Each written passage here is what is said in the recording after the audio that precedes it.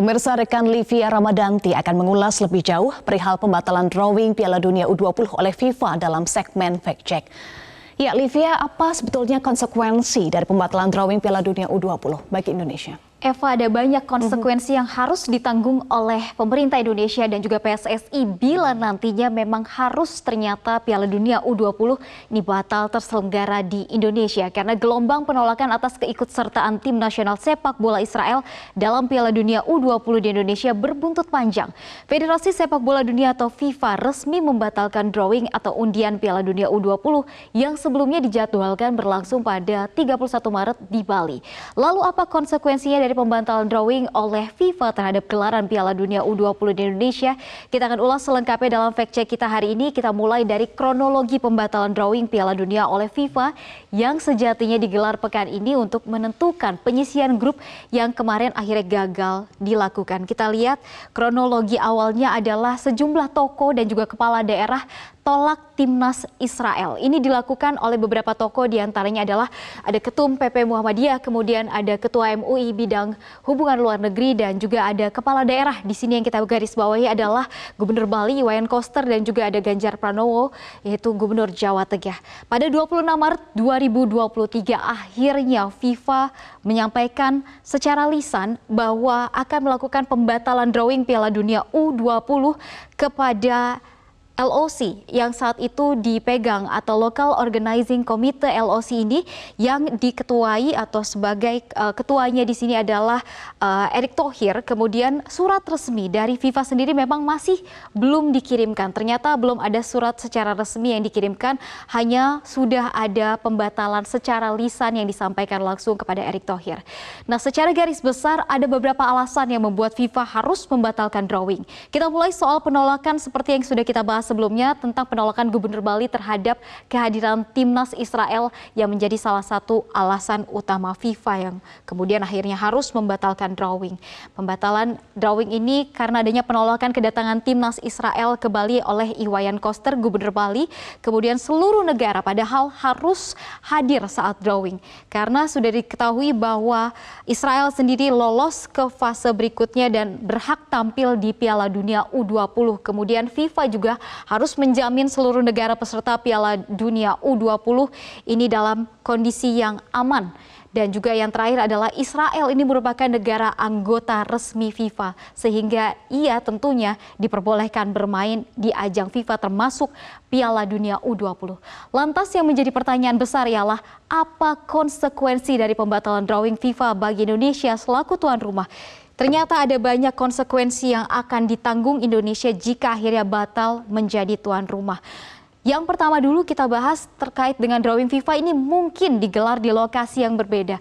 Ini adalah yang terbaik jika memang masih bisa diselenggarakan drawing dan juga digelar di lokasi yang berbeda. Namun sanksi buruknya adalah sanksi dari FIFA adalah tidak bisa lagi Indonesia ini mengikuti match day pertandingan internasional dan juga liga yang berlangsung di Indonesia saat ini baik Liga 1, Liga 2 dan juga Liga 3 akan tidak lagi bisa diselenggarakan. Kemudian yang terakhir adalah event olahraga internasional lain akan sulit digelar di tanah air. Sebut saja target kita adalah Olimpiade yang ingin digelar di Indonesia ini akan sulit untuk hadir di tanah air. Kemudian juga Indonesia akan sulit untuk menjadi tuan rumah Piala Dunia Timnas Senior.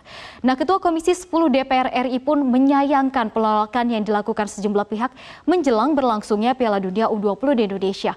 Karena hal ini akan berdampak fatal pada sepak bola di tanah air. Berikut kita simak secara langsung dan juga keterangan dari Saiful Huda. Peluangnya untuk terus berlanjut sangat kecil ya, karena pada kontrak drawing aja sudah nggak bisa jalan.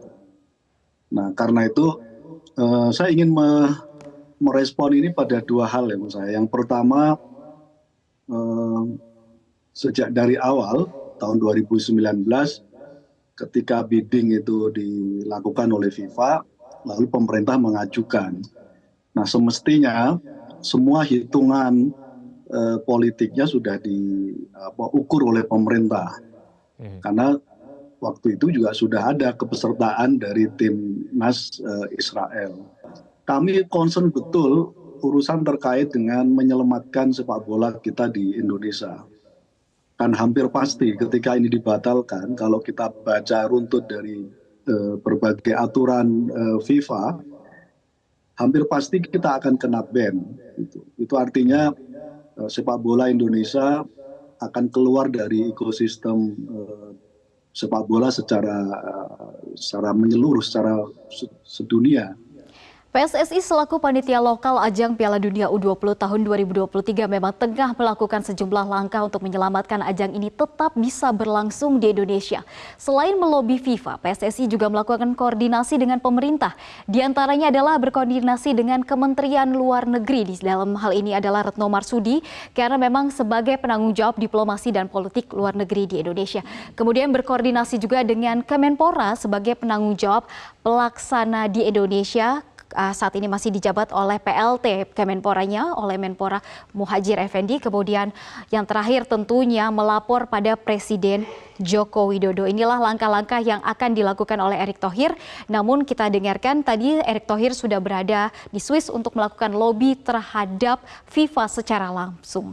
Nah, nampak sulit memisahkan politik dan olahraga karena jika melihat ke belakang, Indonesia dan Israel memang sejatinya tidak pernah memiliki hubungan diplomatik sejak sama-sama merdeka. Di tahun 1948, Indonesia tidak mengakui kemerdekaan Israel karena berdiri di atas tanah Palestina. Tapi apakah ini bisa menjadikan alasan untuk penolakan timnas Israel tidak bisa tampil di Indonesia? Ini tentu perlu menjadi perhatian juga karena kita lihat Indonesia tidak mengakui kemerdekaan Israel pada tahun 1948. Kemudian pembukaan konstitusi Indonesia ini tertera kalimat dengan jelas bahwa penjajahan di atas dunia harus dihapuskan. Ini yang tidak sesuai karena Indonesia beranggapan bahwa Israel ini berdiri di atas tanah milik Palestina. Kemudian masyarakat Indonesia bersimpati pada Palestina. Dan juga yang terakhir adalah Jokowi menekankan tidak ada dan tidak akan membuka hubungan diplomatik sebelum Palestina dikatakan merdeka. Namun bukan berarti tidak ada hubungan sama sekali Indonesia dengan Israel karena menurut Kementerian Luar Negeri tetap ada hubungan business to business dan juga people to people yang dilakukan Indonesia dengan Israel. Nah, hanya saja meski tidak punya hubungan diplomatik, pengamat hubungan internasional menyebut dukungan untuk Palestina tidak ada kaitannya dengan timnas Israel. Kita lihat pernyataan Hikmahanto Juwana berikut ini bahwa ia mengatakan pemerintah Indonesia tidak memiliki kendali tim mana yang boleh dan tidak boleh berlaga di Indonesia. Ini perlu kita baris bawahi adalah sekali menyediakan diri sebagai tuan rumah, maka Indonesia harus menerima siapapun negara yang dinyatakan lolos kualifikasi Piala Dunia U20 dalam hal ini. Nah, perjuangan Indonesia untuk menjadi tuan rumah Piala Dunia U20 tidaklah mudah. Ada beberapa tahapan yang harus dihadapi oleh Indonesia dan juga menghadapi banyak pesaing. Bermula pada bidding yang dilakukan pada tahun 2019 lalu, kita lihat apa saja perjuangan Indonesia untuk mendapatkan diri atau menempatkan diri sebagai tuan rumah adalah mengalahkan Peru menjadi tuan rumah Piala Dunia U20. Namun sempat ramai di jagat maya bahwa Peru lah yang nantinya akan menggantikan Indonesia sebagai tuan rumah Piala Dunia U20. Namun ini memang masih belum dikonfirmasi. Lalu melakukan kolaborasi juga antara Myanmar, Thailand, Bahrain, Saudi Arabia. Ini Brazil juga sempat mengikuti bidding namun akhirnya mengundurkan diri dan akhirnya Indonesia lah yang terpilih oleh FIFA. Kemudian yang ketiga adalah memenuhi jaminan pemerintah dan juga kesiapan kota penyelenggara. Ini sudah dikatakan bahwa memenuhi jaminan pemerintah namun jika akhirnya batal karena urusan politik, inilah yang nanti akan menjadi atau mencemarkan nama baik Indonesia. Kemudian 24 negara akhirnya lolos menjadi peserta Piala Dunia U20 Indonesia, termasuk diantaranya Indonesia sendiri akan berlaga nanti. Nah, untuk pertama kalinya dalam sejarah Indonesia dipercaya menjadi tuan rumah dari sebuah turnamen besar FIFA. Tentu Indonesia harus bersikap tegas dan komit menjadi tuan rumah yang baik dengan menjamin kemana dan juga keamanan bagi siapapun tamunya yang datang. Jangan sampai event internasional ini justru menjadi catatan buruk Indonesia di mata dunia.